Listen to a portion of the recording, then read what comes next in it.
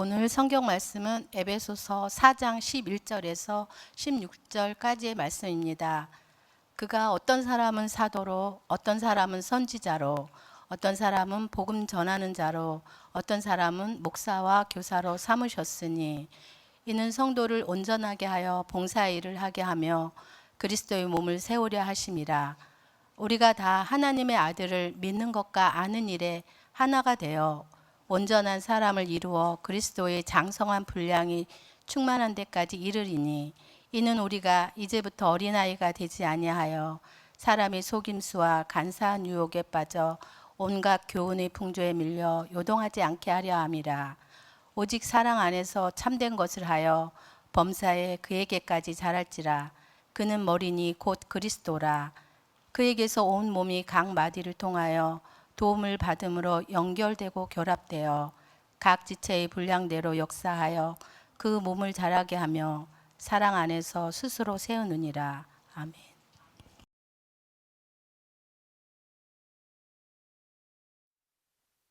최근에 미국에서 목회하시다가 가나안 나라에 어려운 사람을 돕는 구제 활동을 하시는 목사님이 계시는데 한국계 조유준 목사님인데요. 이분이 책을 하나 썼습니다. 책 이름을 우리 번역한 신재구 목사가 아주 재밌게 번역을 했는데 또라이가 되지 마라. 기독교인의 정치 참여 10계명 이렇게 번역을 했어요. 또라이가 되지 마라. 이 또라이란 말이 저도 좀 정확하게는 모릅니다만은 이 영어로 저크라는 단어가 뜻하는 것은 그렇다는 겁니다. 즉 자기 주대가 없이 또 생각도 없이 주위의 분위기에 따라서 왔다 갔다 하는 좀 못난 사람, 이런 사람을 또라이라고 그런다고 그래요. 영어로 저크라고 그런답니다.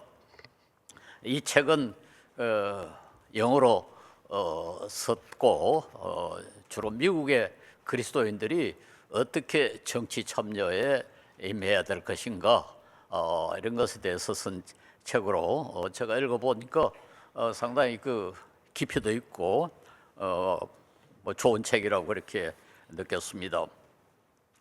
그런데 이 조 목사님이 이 책을 쓰기 전에 아프리카의 르완다라는 나라를 방문한 이야기를 썼는데요. 여러분 아시는지 모르겠습니다만 1994년에 이 나라에 참 악명 높은 인종 청소라는 것이 이루어졌습니다. 약 100년 동안에 그 나라의 다수 인종이었던 후투족이 좀 소수 인종이라 할 수 있는 투찌족과 또 다른 종족들 100만 명을 살해를 했어요. 100일 동안에 100만 명을 살해했다는 말은 하루에 100만 명씩 죽였다는 거 아닙니까? 최근은 아닙니다만 최근 근래 일어난 인종 청소로서 가장 참 험악하고 악독한 그런 사건이었습니다. 그런데 이 사건이 놀라운 것은 이렇게 죽인 사람 거의 대부분이 그리스도인이라는 겁니다. 그리고 이 살해 장소가 주로 교회라는 겁니다. 교회 모이라, 예배 드리자. 그리고 모이면 거기 가서 죽였다는 거예요. 그리고 그 죽인 사람들 가운데는 신부, 수녀, 목사가 상당수 들어있다. 이 나라는 천주교인이 국민의 43.7%, 개신교인이 37.7%로서 약 80%가 기독교인입니다. 근데 기독교인들을 죽이고 그 살해 장소와 교회고 주로, 그리고 신부, 수녀, 목사, 성직자들이 그에게 관계를 했다. 너무나 끔찍한 사건이고 우리 그리스도인이 이 세상 문제에 대해서 어떤 태도를 취해야 할 것인가 하는 것을 아주 심각하게 좀 경고하는 그런 내용이라고 하겠습니다. 일본이나 뭐 대만이나 저 그리스도인의 수가 그렇게 많지 않은 나라에서는 기독교인이 사회 정치 문제 별로 영향력을 행사할 수 없죠.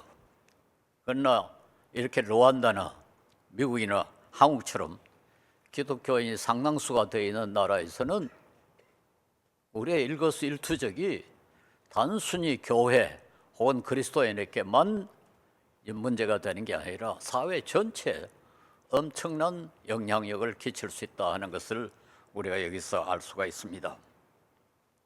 다행하게도 이 나라가 지금 최근에는 그래도 화해가 이루어져 가지고 비교적 부패가 적고 아프리카에서는 좀 안정된 나라로 자라고 있습니다만은 아주 최근에는 또 이웃 나라 그 콩고 민주공화국에 아주 그 나라가 지금 정치적으로 아주 시끄럽습니다. 그걸 틈타 가지고 바로 국경 지역에 그 자기 르완다와 콩고 국경 지역에 있는 콩고 땅을 점령을 해가지고 거기는 또 금광이 그렇게 많대요. 그 남은 나라 금광에서 금을 채취해가지고 금을 전혀 생산하지 못한 르완다가 엄청난 양의 금을 지금 외국에 수출하고 있다는 겁니다. 그러니까 불법으로 남은 나라에 금을 훔치는 그런 짓을 해서 지금 국제적으로부터 참 비난을 많이 받고 있습니다. 자, 기독교인이 물론 명색이만 그 무늬만 기독교인이겠죠. 이런 짓을 한다는 게 그러나 이 사건은 우리 그리스도인이 이 세상 문제에 대해서 특별히 정치 문제에 대해서 얼마나 신중해야 할 것인가를 아주 뼈저리게 느끼게 합니다. 우리 한국에도 물론 르완다만큼 기독교인이 많지는 않습니다만은 그래도 정치, 경제, 사회, 교육, 문화 여러 방면에 영향력을 행사할 수 있기 때문에 그 영향력에 상응하는 책임 그걸 져야 된다 하는 것을 우리가 다시 한번 생각해야 되겠습니다. 초대교회는 그리스도인이 그렇게 많지 않아 가지고 그때 정치 문제에 대해서는 전혀 의미가 없었습니다. 그러므로 신약 성경에 대해도 정치 문제에 대한 가르침이 그렇게 많지 않습니다. 그러나 일반적으로 그리스도인이 어떻게 돼야 되는가 하는 것은 성경 여러 곳에서 말하고 있는데 오늘 14절에 보면 아주 분명하게 그리스도인들이 성숙해져야 된다. 오늘 설교 제목을 온전한 그리스도인이라고 정했습니다만 온전이란 말은 바로 번역하면 완벽하다 하는 뜻을 갖고 있습니다. 그리스도인들은 완벽해야 된다. 어느 정도까지 완벽해야 되는 거 아니까 예수님처럼 완벽해야 된다. 적당히 완벽해서 안 되고 아주 가장 완벽하게 되어야 된다는 것을 이 구절뿐만 아니라 이 신약 성경 여러 곳에서 그걸 강조를 하고 있습니다. 지금 우리나라 정치가 아주 심히 시끄럽습니다. 그리고 국민들이 양쪽에 갈라져 가지고 조금 극단적으로 행동하는 사람들이 있는데 여기 그리스도인들도 교회도 여기에 관계가 되어 있기 때문에 상당히 걱정됩니다. 너무 극렬하게 행동해서 온갖 부작용을 일으키고 있는데 이게 과연 성경이 가르치는 그런 방식이냐, 성경이 가르치는 그런 인품을 우리가 가지고 이런 활동을 하느냐에 대해서 한번 심각하게 반성해야 된다고 생각합니다. 오늘날처럼 이 세상이 복잡할 때 우리 그리스도인들은 뭘 알아야 됩니다. 알아야 돼요. 모르고 행동할 수 없지 않습니까? 뭘 알아야 되느냐? 성경을 알아야죠. 성경을 정확하게 알고 그 다음 성경만 알아서는 안 됩니다. 세상도 알아야 됩니다. 그래서 스위스의 유명한 신학자 칼 바르트는 그리스도인은 오른손에 성경, 왼손에 신문을 들어야 된다. 성경을 우리가 정확하게 알아야 된다는 건 너무나 당연하지만은 우리가 종종 잊고 있는 것은 세상에 대해서도 우리가 알아야 올바로 판단하고 올바로 행동할 수 있지 않겠습니까? 특별히 오늘날처럼 이 가짜 뉴스, 지금 가짜 뉴스가 판을 치고 있습니다. 인류 역사상 지금처럼 가짜 뉴스가 많은 그런 시대가 없었어요. 이럴 때 우리가 성경도 모르고 세상도 모르면은 우리가 어떻게 올바로 행동할 수 있겠습니까? 그래서 우리 알아야 됩니다. 특별히 우리 기독교는 계시의 종교입니다. 계시의 종교란 말은 우리가 알 수 없는 것을 하나님이 계시를 통해 가지고 우리에게 알려줬다. 그래서 기독교를 책임의 종교, 좀 책의 종교, 혹은 계시의 종교라고 그러는데요. 불교처럼 뭘 깨달았다, 뭘 체험했다, 어떤 명상한다, 그걸 뭐 무시하자는 건 아니지만은 그게 우리 기독교의 핵심은 아닙니다. 기독교의 핵심은 객관적인 정보입니다. 하나님께서 계시를 통해 가지고 하나님 뜻을 우리에게 성경을 통해서 나타내셨기 때문에 그걸 알아야죠. 11절에 보면은 오늘 교회를 위해서 그가 어떤 사람은 사도로, 어떤 사람은 선지자로, 어떤 사람은 복음 전하는 자로, 어떤 사람은 목사와 교사로 삼으셨으니 이는 성도를 온전케 하여 봉사 일을 하게 하며 그리스도의 몸을 세우려 하심이라. 여기에 그리스도께서 세운 사람을 예를 들었는데요. 사도로, 선지자로, 복음 전하는 자로, 목사, 교사. 여기 집사, 장로는 없어요. 왜 이런 분들 여기다가 제시를 했을까요? 모두 가르치는 사람입니다. 가르치는 사람. 교회에서 아주 중요한 것은 올바로 가르치는 겁니다. 예수님의 선교 특명이라고 할 수 있는, 예수님께서 성천하시기 전에 마지막으로 제자들에게 가르친 명하신 명령을 선교 특명이라지 않습니까? 마태복음 28장 18절에서 20절인데 20절에 보면 내가 너희에게 분부한 모든 것을 가르쳐 지키게 하라. 가르쳐 지키게 하라. 디모데후서 3장 16절에서 17절에 성경에 대해서 모든 성경은 하나님의 감동으로 된 것으로 교훈과 책망과 바르게 함과 의로 교육하기에 유익하니, 그 목적이 뭡니까? 이는 하나님의 사람으로 온전케 하며, 여기도 온전이라는 말이 다시 나옵니다. 하나님의 사람을 완벽하게 성숙하게 하는 것, 그것이 목적이라는 겁니다. 모든 선한 일을 행할 능력을 갖추게 하려 합니다. 알아야 선한 행동을 할 수 있죠. 선한 것이 뭔지 악한 것이 뭔지를 모르면은 어떻게 선하게 행동할 수 있겠습니까? 알아야 됩니다. 그래서 종교개혁 이후에 우리 기독교의 예배의 절반 이상이 설교에 사용됩니다. 천주교에서는 미사가 예배의 핵심이고 개신교에는 설교가 예배의 핵심이 되어 있습니다. 왜냐하니까 가르치는 것, 알아야 되는 것, 그것이 그렇게 중요하기 때문에 그렇습니다. 우리가 교회 참석을 권유하는 이유도 그렇습니다. 뭐 집에서 예배 드리는 것도 나쁘지 않죠. 그러나 우리가 같이 모여서 한 목소리로 하나님을 찬양하는 것, 이게 하나님이 기뻐하시고 그와 못지않게 오보다 더 중요하게 설교 말씀을 듣고 성경을 배워야 되기 때문에 그렇습니다. 그래서 본문이 그 제시한 교회 교육의 목적을 12절에서 13절에 이렇게 표시를 말씀했어요. 성도를 온전케 하여, 성도를 성숙하게 해서 봉사의 일을 하며 그리스도의 몸을 세우려 함이라. 우리가 다 하나님의 아들을 믿는 것과 아는 일이 하나가 되어 온전한 사람을 이루어, 다시 온전한 사람을 이루어 그리스도의 장성한 분량이 충만한 데까지 이르리니.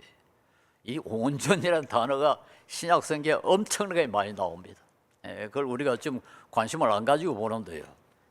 이 그리스도인이 온전하게 돼야 된다는 게 아주 강조가 돼 있고, 그것이 바로 그리스도를 닮고 그것이 바로 하나님을 본받는 겁니다. 에베소서 6장 1절에 너희는 하나님을 본받는 자가 되라. 하나님처럼 완벽하게 되라.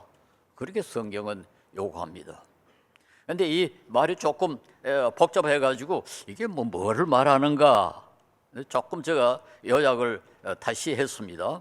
이 말은 뭔가 하니까 봉사의 일을 하도록 성도를 잘 준비시켜서 첫째 목적이 뭔가 하니까 그리스도의 몸을 세우는 거고, 둘째는 하나님의 아들을 믿는 일과 아는 일이 하나가 되므로 그리스도의 충만하심 경지에까지 이를 정도로 온전한 사람이 되는 것. 교회 교육의 두 가지 목적. 하나는 세우는 것, 그리스도의 몸을 세우는 것이고, 둘째는 온전한 사람이 되는 거다. 이게 우리 교회의 목적이라고 그렇게 요약할 수가 있습니다. 이 세운다는 말, 이건 건축하고 관계가 있죠. 세운다. 집을 세우지 않습니까? 이 건축의 비유를 바울 사도는 교회에다 늘 비유를 했는데요.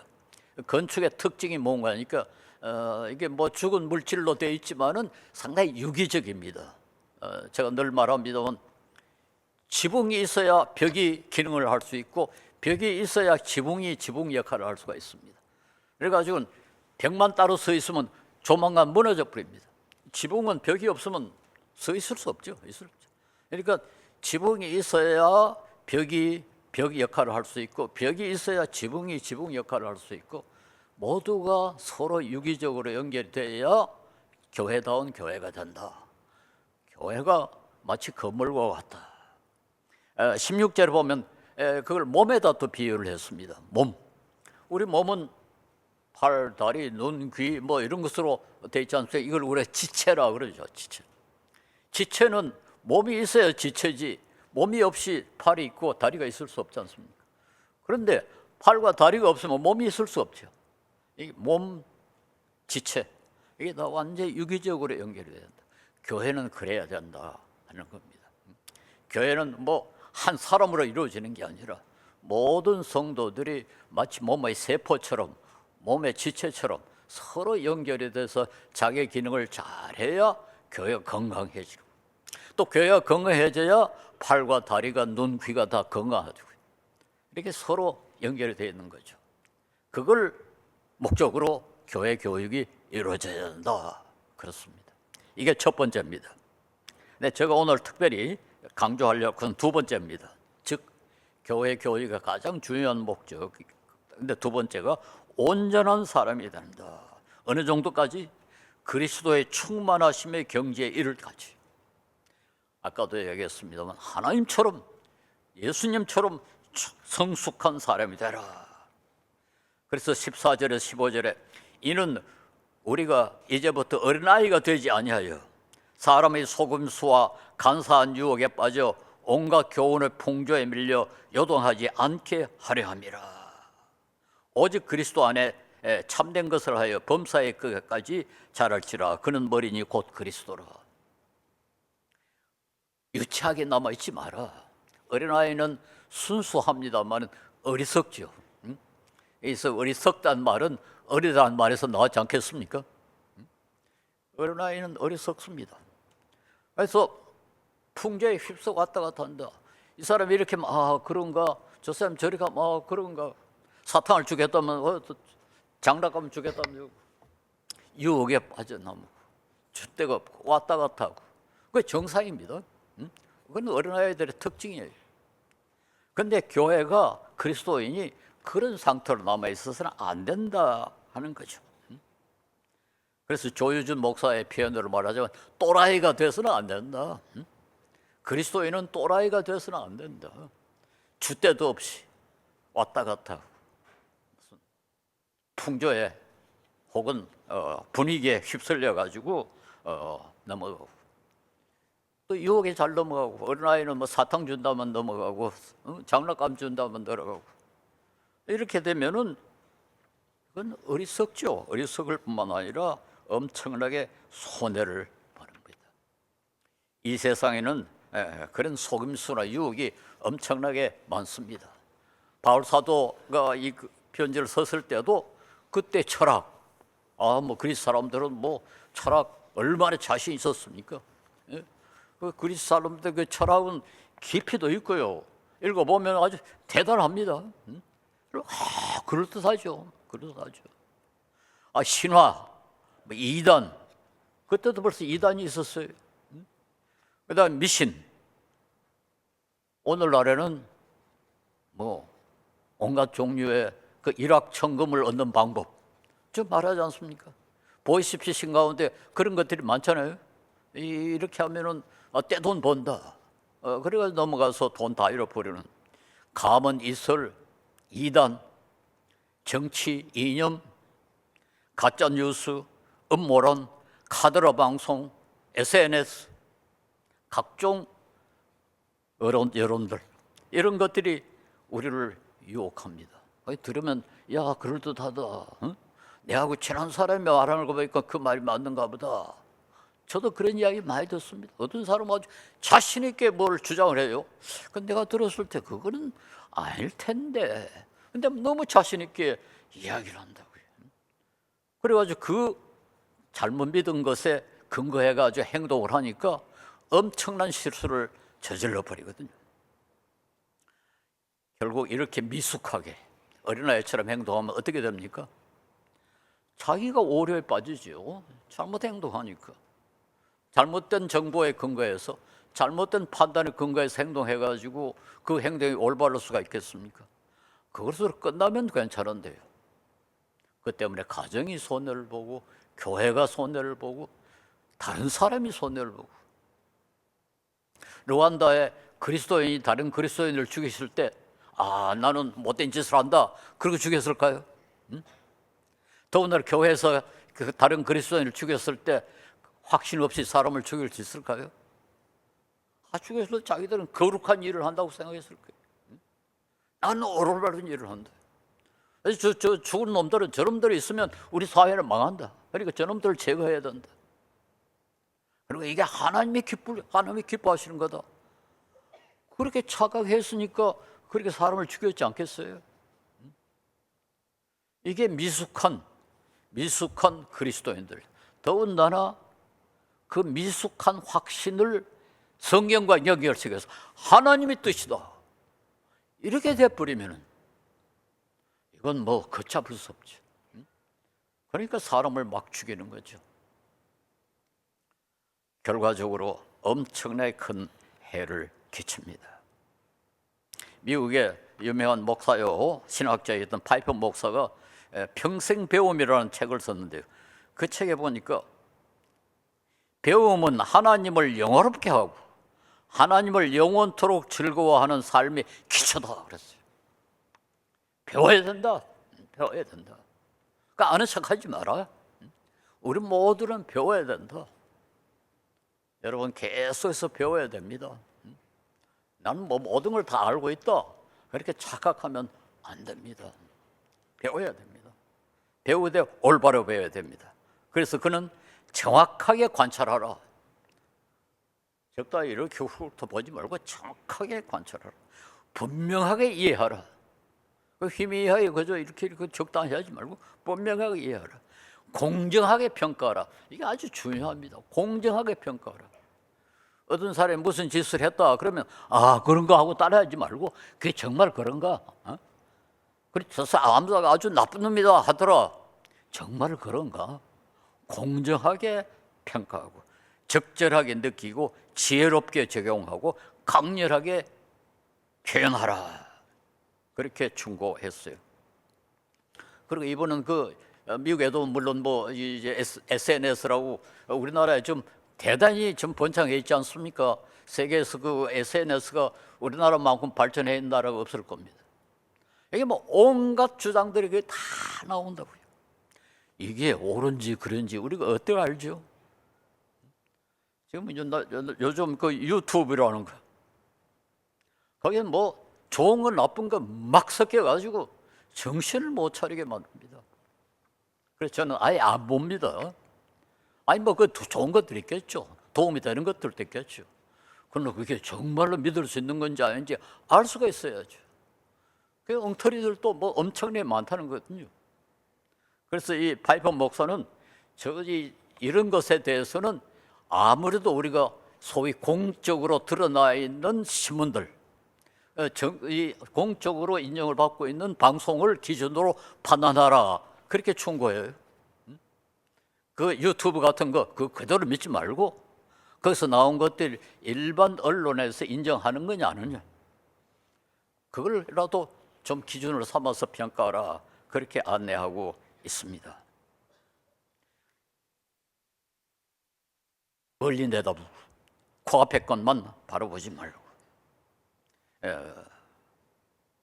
좀 내한테 당장이 덕이 되는가 그것 따지지 말고 멀리 내다봤을 때 내한테 덕이 되는가 우리 사회에 이익이 되는가를 따지는 성숙한 배움이 필요하다 그렇게 말할 수 있습니다.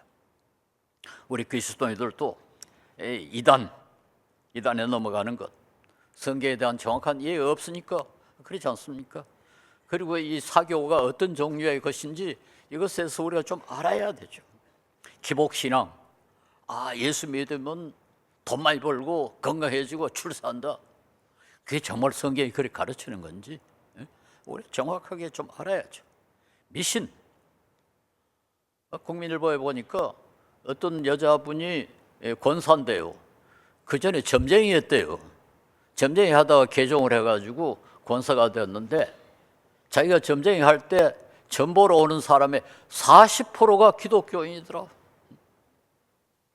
40%가 기독교인이더라. 좀 심각하죠. 이거야말로 미숙의 전형이죠. 미숙의 전형.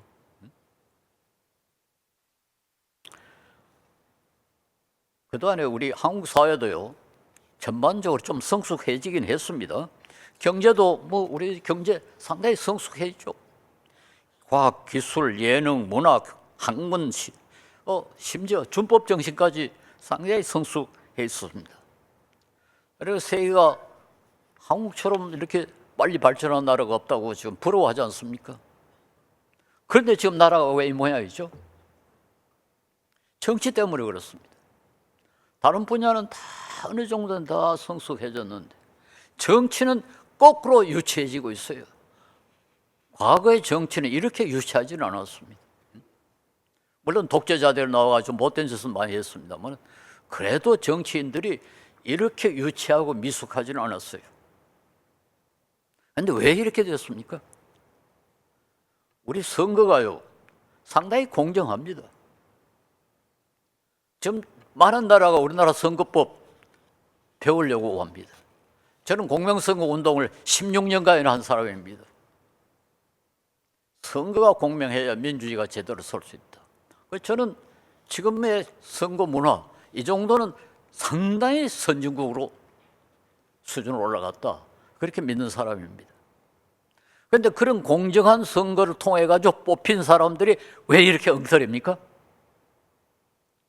우리 유권자가 미숙하게 투표해서 그렇습니다.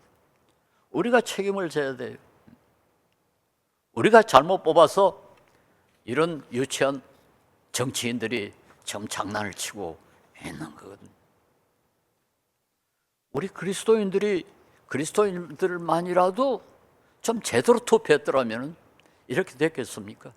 우리도 세상 사람과 똑같이 이념에 휩쓸리고 이해관계에 휩쓸리고 이러니까 결과적으로 저런 엉터리 정치인들을 뽑아냈습니다. 우리가 모두 반성해야 된다고 생각합니다. 좀 특별히 조심해야 될 건 소위 확증 편향이라는 거. 여러분 다 들어보실 겁니다만 그러면 간단합니다. 믿고 싶은 것만 믿고 보고 싶은 것만 보고 듣고 싶은 이야기만 듣고 보수가 되면은 진보 이야기는 아예 듣지 않고 진보가 무슨 말하면 그건 아예 나쁜 놈들이라고 보수가 되면 진보가 되면 또 보수 이야기하는 거 이거 아주 그 말도 안 되는 놈들이라고 아예 듣지를 않아요. 그러니까 점점 더 보수가 되고 점점 더 진보가 돼가지고 결국 지금처럼 이렇게 갈라져 버리거든요. 이야기 들으니까 유튜브는 그렇다고 그래요. 보수적인 정보를 이렇게 받으면은 그 다음부터 자꾸 이제 보수적인 정보만 갖다 제공해 준대요. 그러니까 자기가 좋아하는 거 조금 그런 경향이 있는데 그런 정보를 계속 해주니까 그거만 이러면 점점 더 보수가 되고 점점 더 진보가 돼가지고 결국은 극단적으로 갈라져 버리는 이런 상황이 벌어지는데 우리 그리스도인들 이런 유혹에 넘어가지를 말아야 됩니다. 그런데 이 구절에 놀라운 것은 이 성숙하게 되는 것하고 사랑과 연결을 시킵니다. 사랑과 성숙이 무슨 관계가 있을까? 우리는 성숙하면 되게 개인적으로 내가 올바로 판단하고 점잖고 감정을 억제하고 이런 것만 생각하지 그게 사랑하고 연결이 돼 있다. 그건 이해가 안 되죠. 근데 15절에 보면 오직 사랑 안에서 참된 것을 하여 범사에 그를까지 자랄지라. 그의 끝까지 자랄지라. 예수님처럼 성숙해져라. 사랑 안에서. 고린도전서 13장 뭐 사랑의 찬송가 아닙니까? 거기 11절에 보면 내가 어렸을 때는 말하는 것이 어린아이와 같고 깨닫는 것이 어린아이와 같고 생각하는 것이 어린아이와 같다가 정황상한 사람이 되어서는 어린아이의 일을 버렸노라. 사랑을 이야기하다가 갑자기 성숙을 이야기를 한단 말이에요. 왜 그럴까요? 예, 성경이 가르치는 사랑이 어떤 것인가 하는 걸 알면은 이해가 됩니다. 성경이 가르치는 사랑은 사랑스러운 것을 사랑하는 게 아니고 연애하고 뭐 술 좋아하고 뭐 예술 좋아하고 이런 것을 성경이 가르치는 성경이 사랑이라고 하지 않습니다. 성경은 살인하지 말라, 간음하지 말라, 도둑질하지 마라, 이웃에게 해를 끼치지 마라. 그걸 예수님이 어떻게 요약했습니까? 이웃 사랑이라고 요약했습니다. 그 사랑은 우선 첫째 이웃에게 해를 안 끼치는 것. 살인하지 않고 간음하지 않고 도둑질하지 않고 속이지 않고 그게 첫째예요. 나아가서는 이웃을 위해서 내가 손해를 보더라도 이웃에게 이익을 주면은 그게 또 적극적인 사랑입니다. 소극적인 사랑은 이웃에게 해를 끼치지 않는 것이고 적극적인 사랑은 이웃에게 이익을 주는 겁니다. 성숙은 어떻습니까? 성숙한 사람은 이웃에게 해를 끼치지 않을 뿐만 아니라 이웃에게 이익을 줍니다. 성숙한 사람이 많으면 공동체가 덕을 봐요. 우리 비소음교회 교인들이 모두 성숙하면 어떻게 됩니까? 교회가 바로 서죠. 그리고 이 교회에 나오는 모든 사람들이 다 덕을 보죠. 같이 성숙해져요. 그리고 성숙한 이웃이 있으면 이웃이 평화로워집니다. 성숙한 시민이 많으면 나라가 안정이 되어 있습니다. 왜 유럽의 민주주의 국가들이 저렇게 안정되어 있을까요? 시민들이 성숙하기 때문에. 시민들이 성숙하니까 사회가 안정해지는 겁니다. 안정되면 모두가 덕을 보지 않습니까? 예, 한 나라가 저주를 받을 수 있는 가장 큰 저주 가운데 하나가요, 통치자가 미숙한 겁니다. 아니 뭐 어떤 사람이 예를 들어서 뭐 머리가 나쁘고 지식이 없는 거 그 자체로 그건 나쁜 죄가 아닙니다. 아니 뭐 꼭 모든 사람이 다 뭐 머리가 좋아야 되고 뭐 머리 많이 알아야 되는 건 아닙니다. 그러나 그런 사람이 교수가 되겠다면 그건 이제 죄입니다. 아무것도 모르면서 학생들한테 가르친다고 떠들면은 그건 죄죠. 그건 비도덕적입니다. 어떤 사람이 정치 능력이 없는 사람, 정치 능력이 모든 사람이 다 있어야 할 필요 없죠. 나는 정치 능력이 없다. 정치 안 하면 됩니다. 그런데 정치 능력이 전혀 없는 친구가 통치자가 되어버리면은 나라는 망하죠. 이사야 3장 4절에 그 유다에게 내린 벌을 이야기하면서 그가 또 소년들을 그들의 고관으로 삼으며 소년들이 고위 관리가 된다. 그걸 참 기가 차죠. 아이들이 그들을 다스리게 하시리니 미숙한 사람이 고급 관리가 되고 미숙한 사람이 통치자가 된다. 그건 그 사회는 망합니다. 그러니까 무식하면 무식하다는 걸 아는 사람은 굉장히 유식해요. 그 사람은 성숙한 사람이에요. 아무것도 모르면서 안다고 착각하는 그게 바로 미숙의 전형이죠. 그런데 그게 쉽지 않습니다. 소크라테스가 네 자신을 알아 그래 놓고 가장 강조한 것이 무지의 지, 내가 모른다는 것을 알아야 된다. 모르는 사람의 미숙의 가장 큰 특징이 뭔가 하니까 모르면서 아는 줄 알고 있다. 자기의 무능을 아는 사람은 굉장히 성숙한 사람이에요. 자기의 무능과 무식을 모르고 아주 능력 있고 지식 있는 것 줄 착각하는 게 그게 미숙의 현장이죠. 그래서 미숙 그 자체는 죄가 아닙니다. 그러나 미숙이 다른 사람에게 영향을 미칠 때는 그건 비도덕적이 되고 죄가 되는 겁니다. 그런데 현대 사회는 여러분, 우리는 다 다른 사람에게 영향을 끼치게 되어 있습니다. 옛날에는 사람이 다른 사람에게 미치는 영향이 지금보다 그렇게 많지 않았어요. 지금은 이제 우리 너무 이 사회가 유기적으로 연결이 되어 있기 때문에 우리의 일거수일투족이 다 다른 사람에게 영향을 끼칩니다. 가령 자동차를 몰고 다닐 때 자동차 운전하는 사람이 미숙하게 운전하면 다른 사고를 내죠. 다른 사람이 결국 피해를 보는 거죠. 그래서 이제는 우리 모두가 다 성숙해야 할 그런 위치에 있다, 책임이 있다, 그렇게 말할 수 있습니다. 특별히 성숙한 사람은 감정을 억제할 수 있어야 됩니다. 어린아이는 감정을 억제하지 못하죠.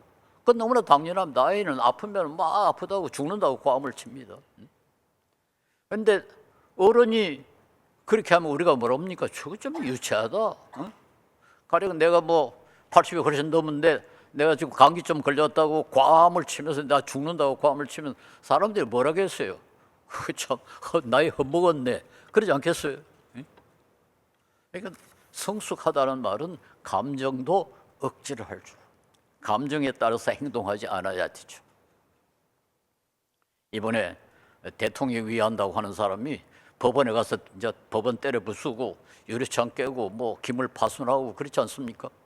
어떻다는 거예요? 결국 자기들도 감옥에 들어가고 우리 국민들은 죽으라고 일해가지고 세금 낸 그거 가지고 이 친구들 때려 부순 유리창 다시 깨우고 건물 수리해야 되지 않습니까? 그리고 얻은 게 뭐 있습니까? 대통령 위한다고 그렇게 했는데 결과적으로 그 사건이 일어나고부터 중도층의 분위기가 휙 돌아버렸어요. 그래가지고 보수에 상당히 불리하게 지금 바꿔지고 말았다고요. 대통령 위한다고 하는 게 대통령에게 해를 끼치는 그런 어리석음을 범하는 겁니다. 제가 어릴 때 우리 주위에서 이런 이야기 들었습니다만 부부가 싸우는데요, 이 어리석은 사람은 어떻게 하는 거예요? 싸울 때 제일 비싼 거 때려 부숩니다.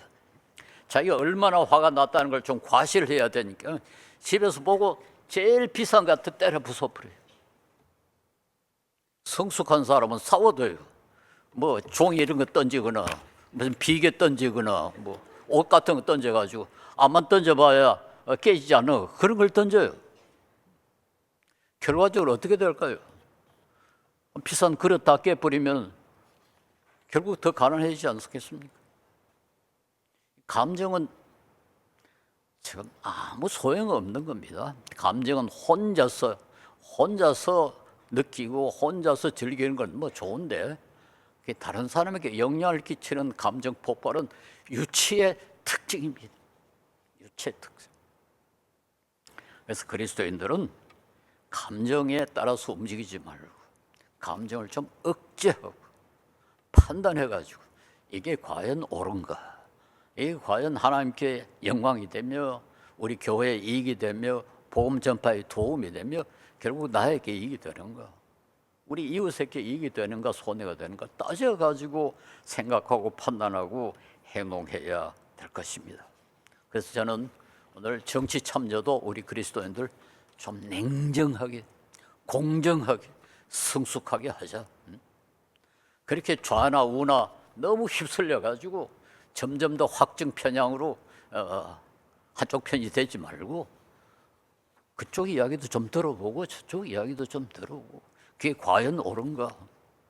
여러분, 정치 이념은 우상입니다. 우상. 오래 가지 않습니다.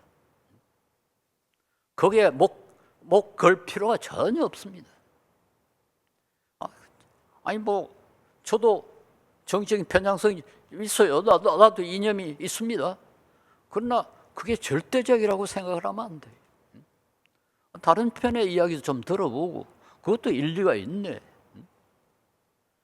우리가 어느 정도까지 뭐 좌도 되고 우도 될 수 있고 진보도 될 수 있고 보수 될 수 있고 저는 그 자체가 전혀 나쁘지 않다고 생각합니다. 그러나 극단적이 돼가지고 그것을 뭐 파괴하는 행동까지 이렇게 되는 것, 이거는 안 됩니다. 이거는 안 돼요. 우리가 그리스도인이 이제는 우리 사회에 대해서 책임을 져야 되고, 그래서 다음 선거 때는 우리 그리스도인들이 우리 사회를 좀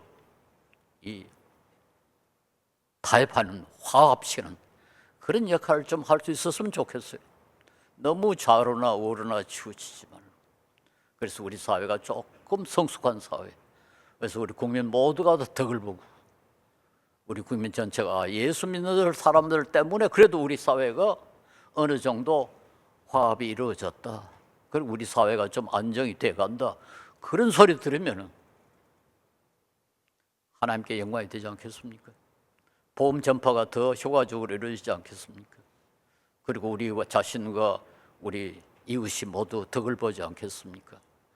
그런 역할을 할 수 있도록 여러분 오늘부터 좀 정말 이 성경이 그렇게 강조하는 그 온전한 사람, 성숙한 그리스도인이 될 수 있도록 애를 써주시기 바랍니다. 기도하겠습니다.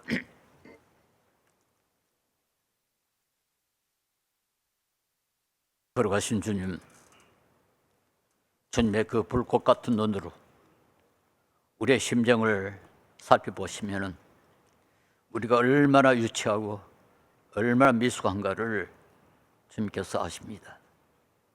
주님께서 우리를 불쌍히 보시고 우리가 우리 자신을 올바로 알지 못하오니 성령께서 역사해 주셔서 우리의 모든 잘못을 스스로 깨닫고 우리의 부족한 것을 발견할 수 있도록 은혜를 베풀어 주시옵소서.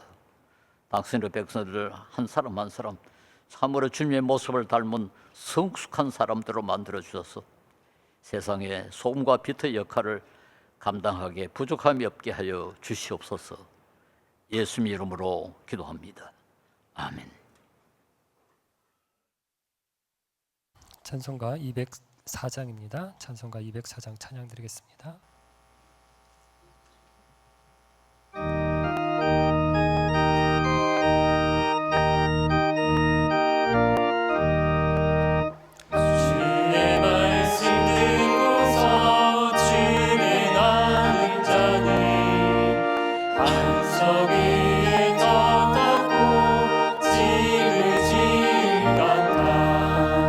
비가 오고 불나며